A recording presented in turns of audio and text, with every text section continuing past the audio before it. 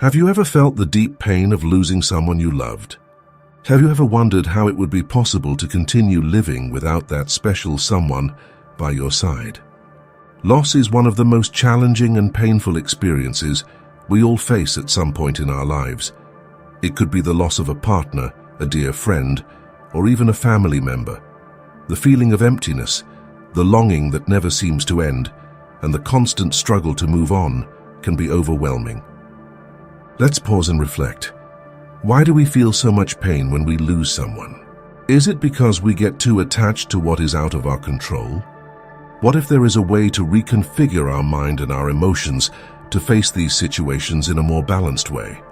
In this video, you'll discover how Stoic philosophy can help alleviate the grief of loss. We will explore teachings from great Stoic thinkers such as Epictetus, Seneca, and Marcus Aurelius, who show us how to deal with the impermanence of life and find peace even in the most difficult times. So what exactly are we going to cover here? First, let's understand the root of our attachment and how it amplifies our pain. Next, we'll look at how the Stoics suggest that we should accept the transience of all things, including the people we love. And finally, we'll learn practical techniques for applying these Stoic principles to our daily lives, transforming our perspective on loss and goodbye. Why is this content important to you? Because all of us at some point will face loss. By adopting a Stoic outlook, we can not only alleviate pain but also find new meaning and purpose in our lives. This philosophy not only comforts us, but strengthens us, offering tools to live more fully and consciously, despite the inevitable goodbyes. And how will it help you? By watching this video, you will learn to face loss in a more rational and serene way. You will find that by accepting impermanence, we can more deeply appreciate the moments we have with our loved ones and find lasting inner peace. Get ready for a deep and enriching reflection. Let's turn the pain of loss into a powerful life lesson. Stay with me and discover how Stoic philosophy can change the way you see the world and deal with the inevitable goodbyes. But before we dive into today's topic, I want to invite you to subscribe to our channel.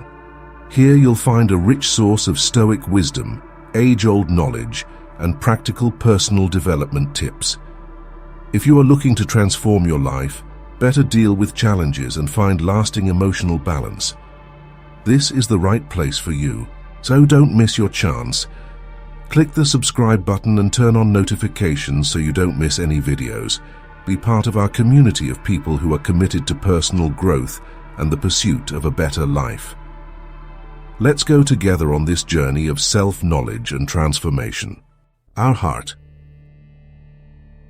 In the depths of the human heart, love for a partner, spouse, or family is one of the most powerful and transformative forces we can experience. This kind of love, however, can also be a source of great suffering when we become overly attached to the people we love. An example that illustrates this dynamic can be found in the classic movie Titanic, where Jack and Rose fall in love intensely in the midst of impending tragedy. Their bond runs so deep that in his final moments, Jack sacrifices his own life to ensure Rose's survival. This act of love and sacrifice while moving also reminds us of the Stoic teachings on attachment and control. Seneca, one of the most prominent Stoic philosophers, argued that true love must be balanced with an understanding of the impermanence and transience of things. According to Seneca, by wishing our loved ones to be always present and unchanging, we are actually creating an ongoing source of anxiety and potential suffering. It encourages us to cherish the moments of love and connection without becoming slaves to the fear of loss.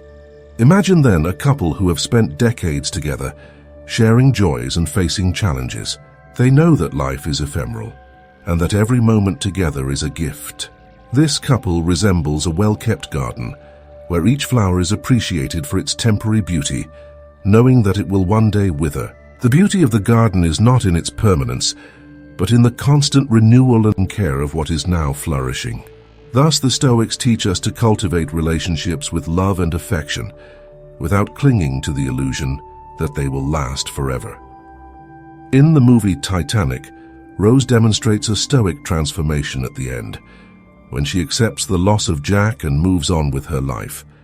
She carries the memories of her love, but she does not allow his absence to destroy her existence. This reflects the Stoic wisdom that we must learn to find strength and purpose within ourselves, regardless of external circumstances. Marcus Aurelius, the philosopher-emperor, wrote that true happiness comes from living according to our own nature and reason, not from depending on others for our well-being. For the Stoics, the acceptance of loss is fundamental for a balanced and serene life.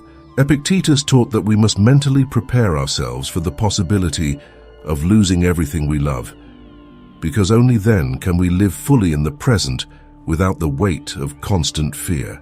This preparation does not mean callousness or cold emotional detachment, but rather a realistic recognition of the transient nature of life. By accepting that loss is inevitable, we can cherish the moments we have with our loved ones even more, without the paralyzing fear that they might disappear. Think of a mother who watches her children grow up and become independent. Although her love for them is immense, she knows she cannot control their fate. Instead of trying to hold them close to her forever, she prepares them to face the world with courage and wisdom. This balanced, detached love is what the Stoics encourage us to cultivate, a love that supports. But it does not imprison. It cares but does not dominate. Just as Rose found the strength to continue living after the loss of Jack, we too can find serenity in accepting that life is made up of precious and fleeting moments. Every relationship, every gesture of affection, and every sacrifice becomes part of a larger tapestry that, when viewed with the eyes of Stoic wisdom, reveals the beauty of impermanence and the depth of true love. The dangers of excessive attachment. Our emotional attachments to people are undoubtedly an intrinsic part of the human experience. It seems natural and in a way inevitable that we connect deeply with those around us. After all, our biology is programmed to seek social connection and interaction. However, the intensity of these attachments can vary enormously, from healthy love and attraction to unhealthy and destructive obsession. When we cling to someone, we desire their constant presence, we fear their departure, and we often feel powerless in the face of the possibility of separation. This type of emotional attachment creates a vulnerability that can compromise our inner peace and happiness. According to Stoic philosophy, putting our happiness in the hands of something we don't control, whether it's an object or a person, is a recipe for suffering. Seneca wrote, "It is foolish to suffer before necessary." By depending on others for our joy, we become slaves to external circumstances, which are volatile and unpredictable. For the Stoics, true freedom and serenity come from within, from the ability to maintain peace of mind regardless of external circumstances. As we strive to keep the people we love close to us, we are often not acting for their sake, but rather to satisfy our selfish desires. We desire their presence to avoid the suffering of separation, forgetting that true love is selfless and wants the best for the other, regardless of our own desires. The Stoics teach us that wisdom lies in accepting impermanence and focusing on what we can control, our own actions and reactions. Let us consider a more everyday example. Imagine a parent who, for fear of losing connection with their adult child, tries to control all their decisions and actions. This father, instead of supporting and encouraging his son's independence, ends up creating tension and resentment. Their attempt to avoid the pain of separation results in conflict and mutual suffering. According to the Stoics, such a father should recognize that his child's well-being and happiness are outside his direct control, and that the best way to love him is to allow him to live his own life. Stoic philosophy offers a way to deal with these emotional challenges. By practicing detachment and focusing on what is within our reach, we can live in a more peaceful and balanced way. As Marcus Aurelius wrote, "You have power over your mind, not over external events. Realize that and you'll find strength." This wisdom encourages us to find inner peace by accepting the transience of life and cherishing each moment without the weight of excessive attachment. Therefore, true emotional freedom comes from within, and by cultivating acceptance and detachment, we can transform our suffering into wisdom and find deeper meaning in life's journey. Each goodbye can be an opportunity for growth and learning, reminding us that impermanence is the only constant, and that by accepting this reality, we can live more lightly and serenely. No one is yours. When a friend dies, your partner abandons you for a lover, or your children never want to see you again, the immediate feeling is that something has been taken from you. The feeling of loss is overwhelming. It seems that we have lost a part of ourselves, something that was essential to our happiness and well-being. But according to Stoic philosophy, this view is wrong. People are not lost, they are returned, because they were never really ours. Epictetus teaches us that we should never say "I lost," but rather "I gave it back." Has your child died? He was returned. Is your wife deceased? It was returned.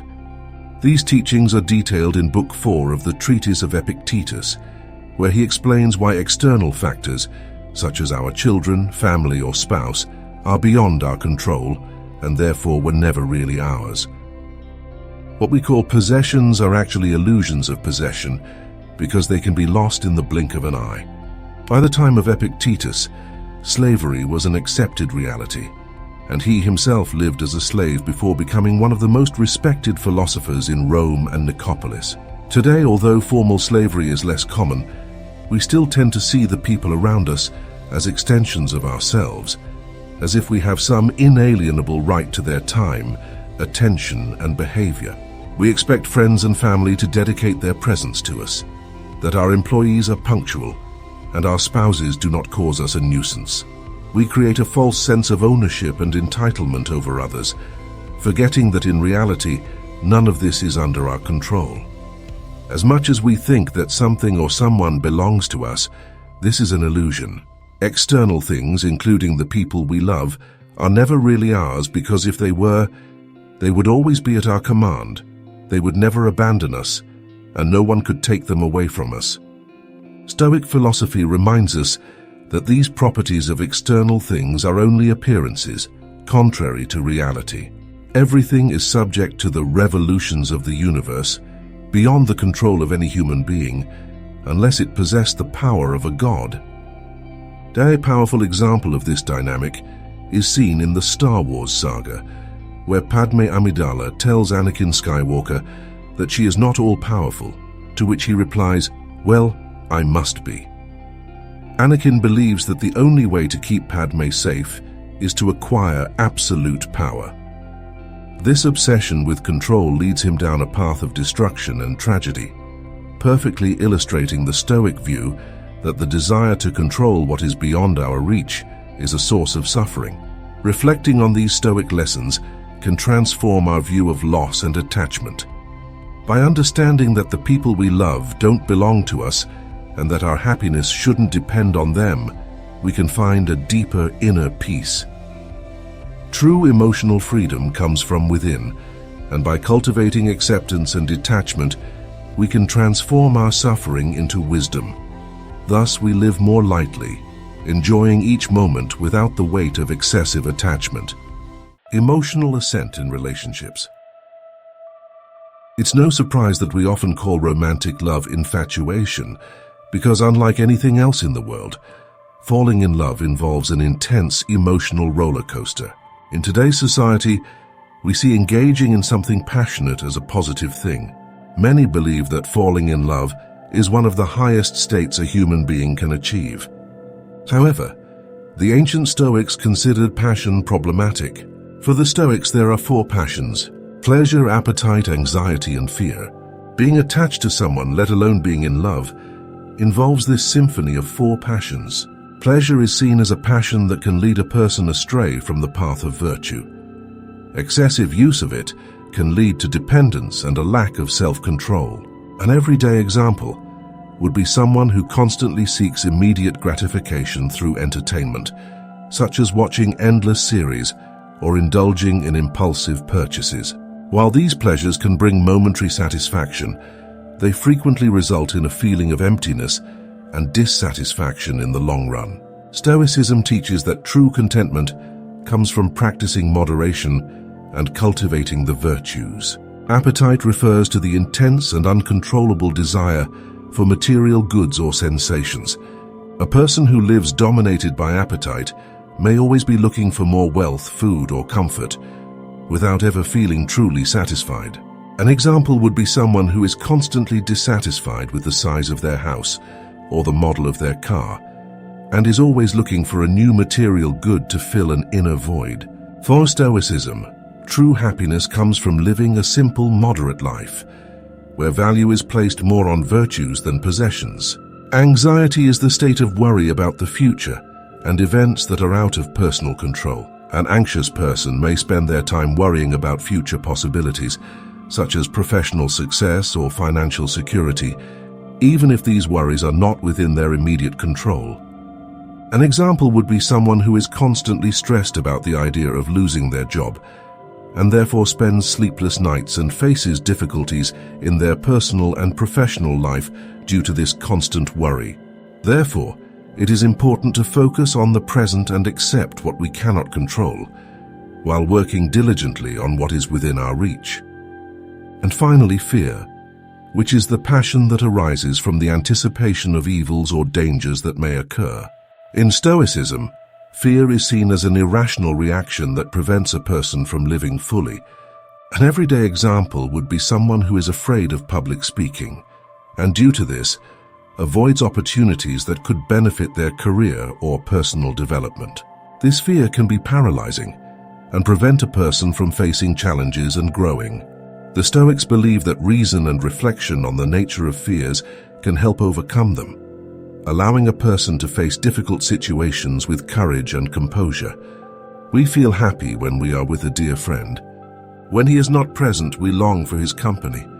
A man who deeply loves a woman fears losing her, and when she abandons him or dies, he can feel unbearable pain. According to the Stoics, the thoughts that precede passion are irrational judgments of situations. For example, from a Stoic perspective, there's nothing inherently good about someone being in your presence.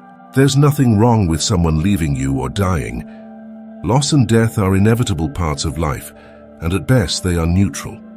But if we unjustly judge some things as good and others as bad, we inflame passions because our minds do not obey logic. The Stoics sought to eliminate passion through reason.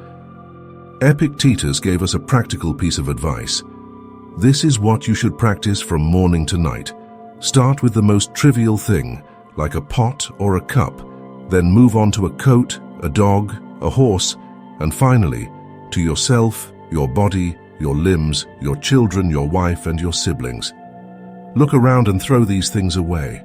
Purify your judgments so that everything that is yours does not cling to you, grow with you, and cause you pain when it breaks. These words echo the wisdom that we must train our minds not to get attached to external things or people. When we judge something as being good or bad without logic, we prepare ourselves for pain. Let's bring a famous example from cinema, but this time a more common story. Imagine a man deeply in love with his wife. He loves her with an almost obsessive intensity. Every day he lives with the constant fear of losing her. Every little disagreement, every moment when she is away causes her deep anxiety. When she eventually decides she needs some time to herself and leaves, he is left in a state of despair. According to the Stoics, this situation is the result of irrational judgments. The man believed that his happiness was completely tied to the presence of his wife, something he could not control.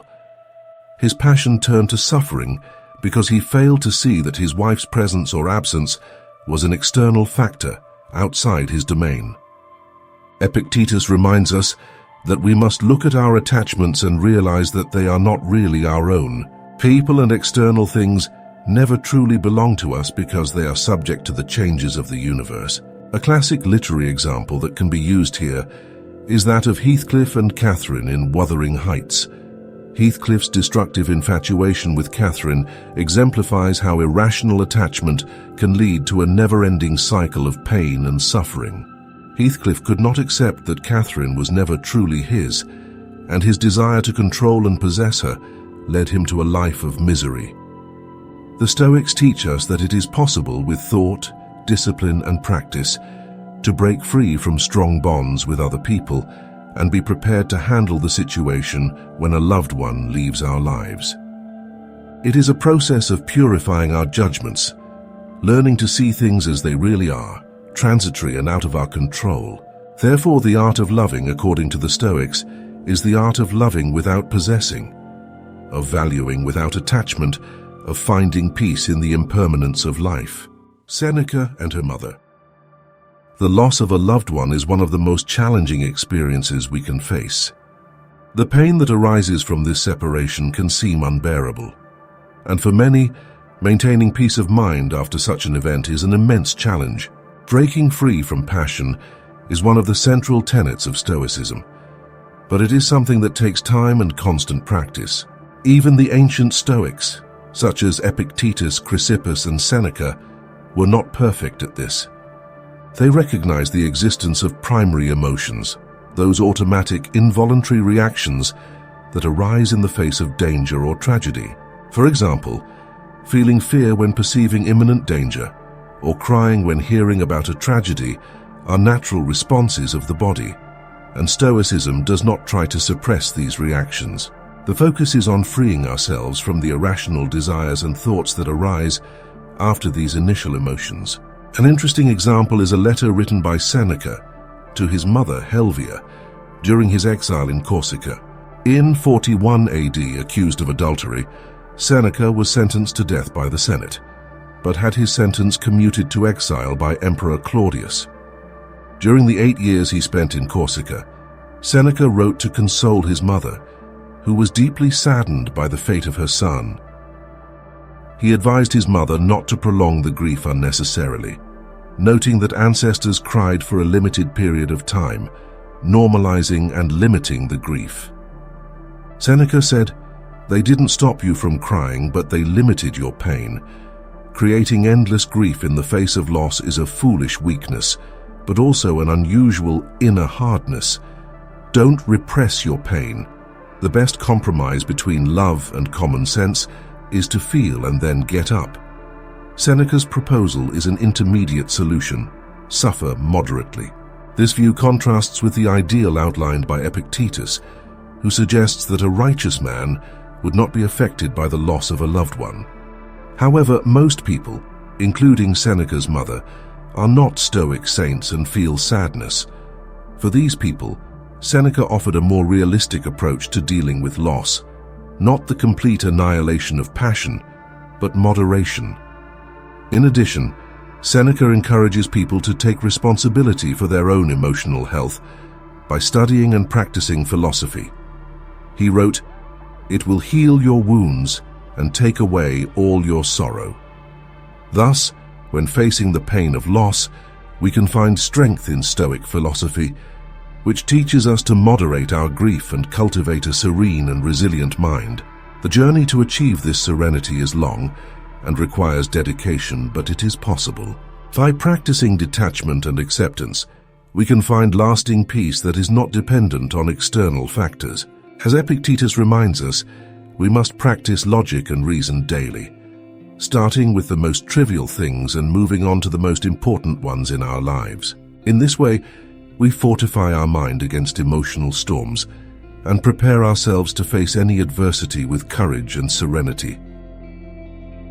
Have you ever wondered how Stoic wisdom can transform your life? Imagine having the ability to face any adversity calmly and rationally, without being overwhelmed by negative emotions.